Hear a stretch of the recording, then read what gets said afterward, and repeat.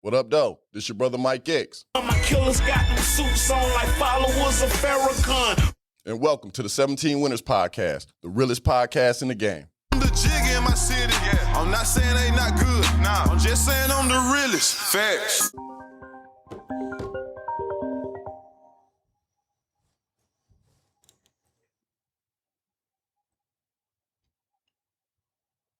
Oh, this is a free call from an inmate at the Michigan Department of Corrections, Muskegon Correctional Facility. If you feel you are being victimized or extorted by this prisoner, please contact GTL Customer Service at 855-466. What up, though? It's your brother Mike X. Welcome to a new episode of 17 Winners Podcast. This call is from a correctional facility and is subject to monitoring and recording. Three-way calls are strictly prohibited in a violation of MDOC policy. Thank you for using GTL. Hey, Yep. what Yes, up, sir. though? How you doing, brother? I'm peaceful, man. I can't tell you. I can't even tell you nothing wrong, honestly. Yes, sir. Yes, sir. Yes, sir. It's good to have you on the line. Sir. For the record, I started you off as soon as the phone call went through. I just started recording, so we are already officially official. online. Yes, sir. Okay, then. That being said, man, I want to kind of give a brief introduction. First and foremost, is my listeners, y'all heard coming in that I was accepting a prison phone call on the intro tip, and that's a phone call from a brother that I've been recently in contact with over the last few months.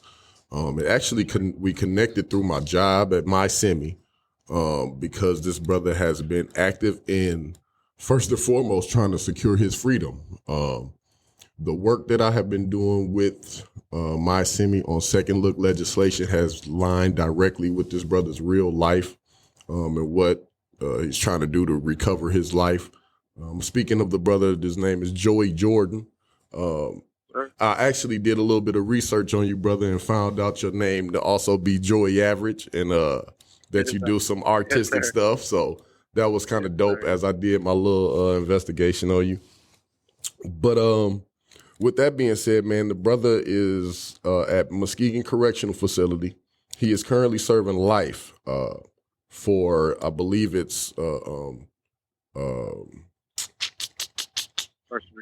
first degree felony murder. Yes, sir. That's what I was looking for. Appreciate it. Yes, sir. And I mean, without further ado, man, I kind of want to, because of your time situation, I'm going to do the podcast a little different than I usually do it. But I want to get to know you a little bit before we get to like going too deep off into stuff. So I gave you a little bit of an introduction, but man, can you talk to my listeners, kind of explain yourself, who you are, what's, your name, where you from, that type of thing? Yes, sir. Yes, sir, man. Well, hello, world. My name is Joey Jordan, as Brother Michael X said, man. I've been incarcerated since I was 20 years old for a first-degree felony murder as an aider and abettor. I'm not the actual principal in my case, but unfortunately somebody died as a result of a home invasion that we committed. This is my first case ever. I'd never been in trouble before this. I went to South Carolina State. I went to University of South Carolina as well. I grew up, just like any normal kid with. That's why that's where the Joey Average name comes from. I was just another average Joe. You know what I'm saying? I like to have fun, like to party. I ain't never done nothing violent to nobody. I was impulsive, growing up.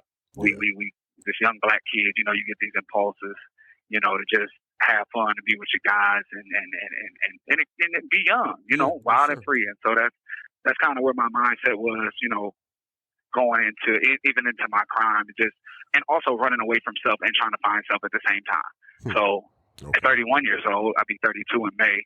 So at 31 years old or 32 years old, now I see, I watch the younger kids around me and I see them, just floating about, carefree and not really, worried about the future. Yes. So that's kind of where I was. I was born in Michigan, but like I said, I grew up in Sumter, South Carolina, man. My mother I was trying to figure recovering that out. I addict. was looking you up a little bit, and I saw that you was in South Carolina. When you first said you went to Yeah, school out yeah. there, I was wondering, okay, he might be from Michigan and just went down there for school. But so you had some time growing up down there as well. Yeah. Okay. I claim it Sumter, South Carolina, man, 803 South, man. Okay, That's my okay. home. Yes, sir. I was born in Ann Arbor, but my mom was on drugs when I was a kid, so we moved around. I done lived all over Michigan. Okay. But my father incarcerated, you know, like I said, an average Joe. That Daddy in jail, mama on drugs. You know, same story. And we get that story so much in our culture specifically.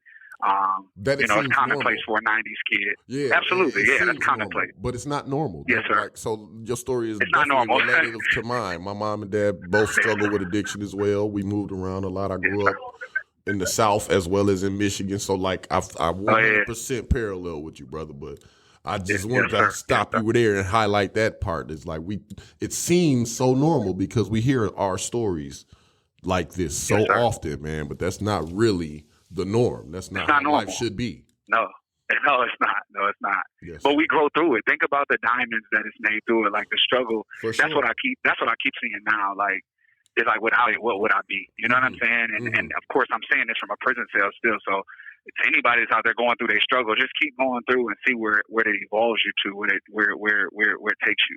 Damn. You know, but man.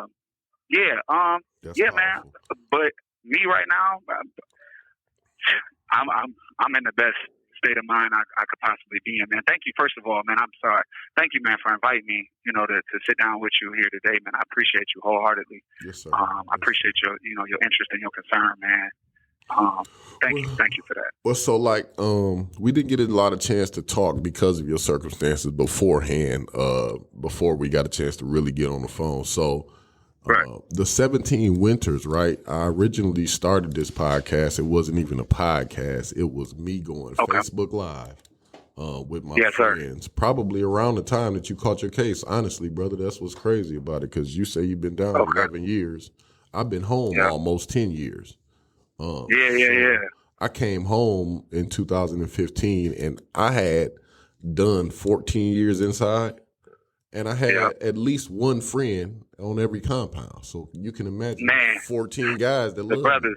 Me. You know what I mean? Yes, sir. So ain't nothing like it look out and take care of and hold down 14 brothers as a fresh out of the penitentiary guy ain't really a thing. So I started this thing off going Facebook Live and allowing the brothers that I had contact with time like what you got, just allowing them to air their differences, air their grievances, air whatever assistance they may need on my Facebook, right? Absolutely. In the last couple of years, I've learned the technology of podcasting, and therefore this podcasting has become something that allows me to help get the voices out there and do some work for platform, baby. Yes, sir, a platform for us. Yes, sir. Big platform. Yeah, so when you say, man, you appreciate the platform, bro, it is in more ways than one for you, for us. Okay. You feel me? Beautiful. Beautiful.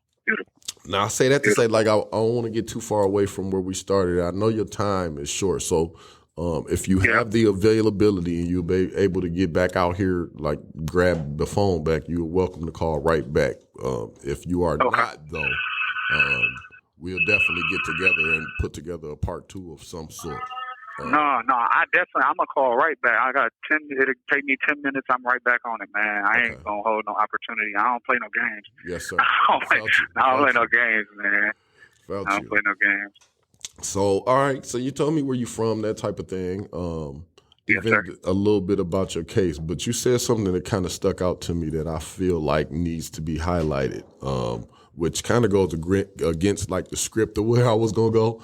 But it was so deep to me. You said you in the best mental space that you could be at. Now, I'm talking, and my listeners are hearing a brother that's not just currently incarcerated, right? You're not just in prison, but you're in prison with letters on your name right now. I still got letters. What do you mean you're in the best mental space? No, man. I've evolved, man. I don't know. Everybody has to go through their process, man. My process has been, it's been so,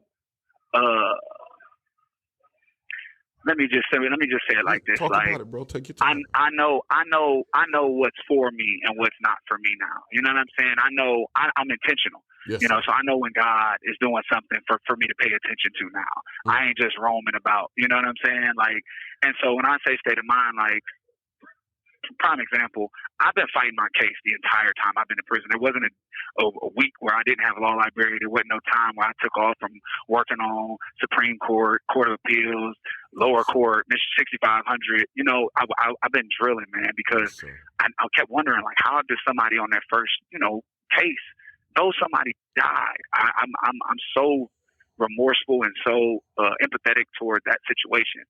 But I didn't kill this person. So my whole question was, how does this happen? How does somebody get life without parole and they didn't kill anybody? And it's their first case on top of that. Yeah. So I said, I'm not dying in here. Like, I'm not going to do that. So, you know, I took on the fight legally.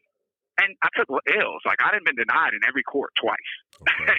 And so, once again, what God has for you, that journey led me into an enlightened world. You know, once you learn law, you feel like you can learn anything in here, to be honest with you. You know that. Yes, you know, so we get to read not just law, but we get to read the laws of success. We get to read anything, Napoleon Hill, Robert Kiyosaki, the Nation teachings, any teachings. Now I'm just enlightened. Now I'm walking around and my mind is literally elevated.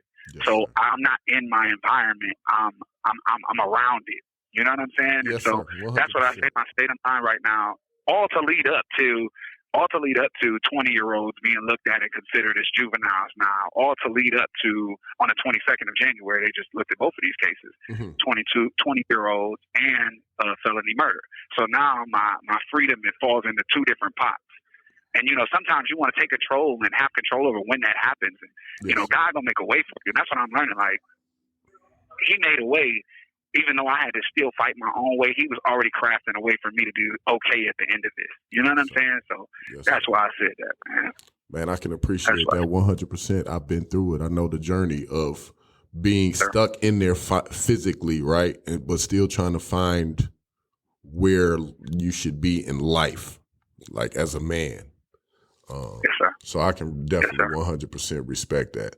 I didn't even get to ask you at the beginning, what's your prison number, bro? 954-719. Okay. I asked that just because that's one of the things we do on the podcast is I ask prison numbers. I actually interviewed one brother who could not remember his prison number, and that was that's a good thing. Yeah. That's a good thing. I love it. I don't even know it, though. I can't wait till that happens. You don't remember. I can't wait till that happens. Yes, I want to forget about it. But it becomes, it's not a part of you. Like, even I write, you know, I don't even know if you want to get there yet, but I write children's books. I write screenplays. I write any and everything. Yeah. What are you doing? I write. Sitting in penitentiary, you ain't just like sitting idle. So what occupies your time? What is your day like? Man, I children's books. Let's talk about that. I am the author of a beautiful book for children called The Big Wonderful Train of Thought. It's on Amazon right now, by Joei Alexander. That's my pseudonym. It's an amazing book, man, and it's written in rhyme scheme because I'm a rapper. So Joey Average is the rapper, Joe Alexander is the author, and I started the youth, man, the kids, the children, or the people up under us. I also run a book club in here too with a bunch of 20-year-olds and 19-year-olds and 21-year-olds, and they're crazy, but they like learning. You know what I'm saying? You introduce them to something and you make that the cool and in thing to do, that's what they're going to follow. You know what I'm saying? So I'm learning that. And I'm writing a curriculum as well for kids using the same book club approach. Okay. So my time gets filled, bro, just helping other people out. Honestly, I'm learning how to be a community leader in the most positive ways there can be. Guys that need GED tutoring, I do that. Guys that ride in and don't have a soap or shower shoes. Yes. You know what I'm saying? Those types of things. So, and it's because you was in here, you seen how Hispanic people treat their people when they ride into a prison. Yes, you seen how black men treat their people when they ride into a prison. Yes, so it's just having that humanity for us, man. I want to add one more thing. I meant to tell you this too. I'm sorry. I don't talk a lot. But when I'm trying to talk, I talk a lot. That's what this floor is for. Listen, that's what this platform is for. Listen. If you listening right now, man, and you have a loved one incarcerated, which I know most of us do, remember that this place is built by people. Your person or person that is sitting in here may or may not be guilty of a crime. We learning now that there's more people in here wrongfully incarcerated, way more people in here than we thought. So remember that your black men are sitting in here still being oppressed. Don't never forget that. Don't think that we in here having fun and a good time. It is literally it's a hierarchy in here, and we being treated like the bottom of the barrel still. Don't think that we so displaced from slavery that it's not happening. It's literally still happening, And I'm not saying come and protest at a prison, but listen, your people still are in a bondage state, and it's not fair. It's not. It ain't something that just it happenstance. I read a statistic the other day in one of the juvenile briefs, man. It said that Michigan's black population is 12%. Mm-hmm. It said Michigan's lifer population is 68% black men. Yes, sir. It said that 75% of that 68% were under 25. Yes. It said that 78% was 20 and 19. And this is, she said, the prosecutor even said it, this is targeting. So, and that's not to make us victims. It's just to make you realize, like, it's been an attack. So, just keep that in mind. Let's keep that in mind, man, throughout it all. So. Yes, sir. I remember reading Blood in My Eyes, and in that book, I don't know why the author's name didn't just pop right into my head. Blood in My Eyes.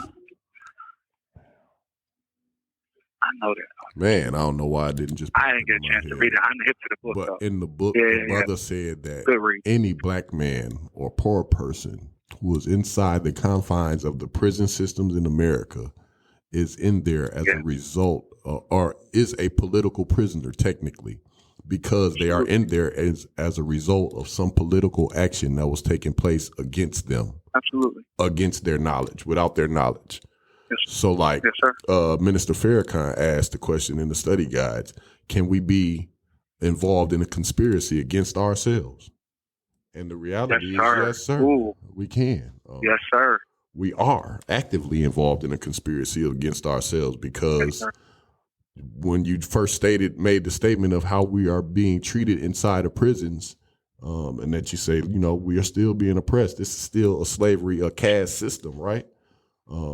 Sir. Yes, somebody will sit off to the side and say, well, you niggas did it. Y'all went in there and y'all committed the crimes. Ain't nobody got you up, right? Yeah. In a flippant way to disregard the fact that this is systemic circumstances that put us in a position to think that committing crimes or the crimes that we committed made sense.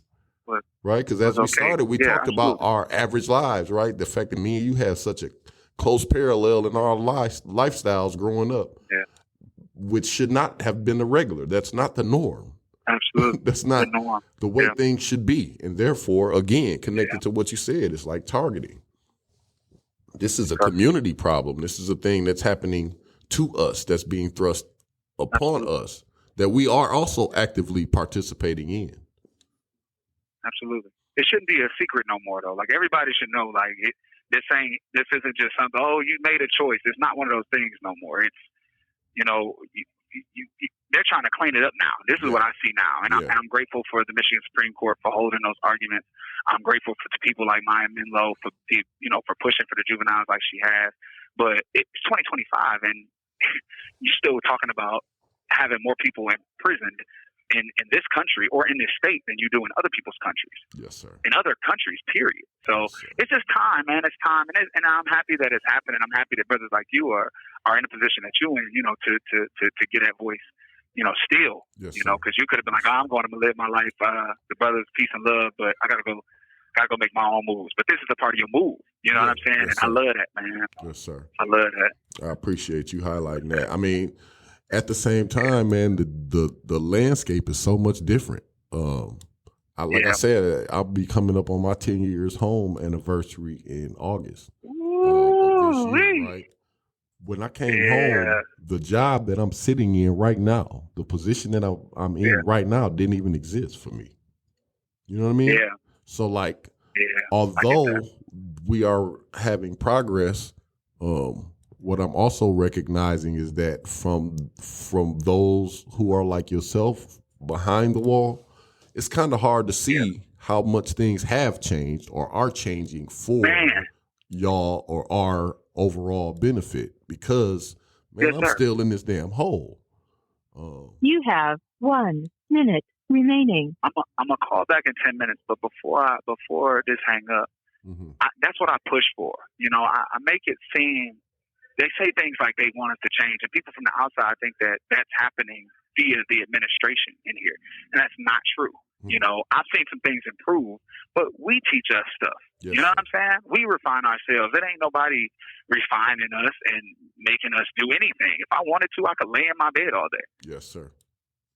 And watch TV, and nobody would bother me. I wouldn't cause any trouble. But there's no program I have to take. You know? Right. So there's no documentation of what progress I've made. Oh, he didn't catch any tickets. Well, behavior is just half of it.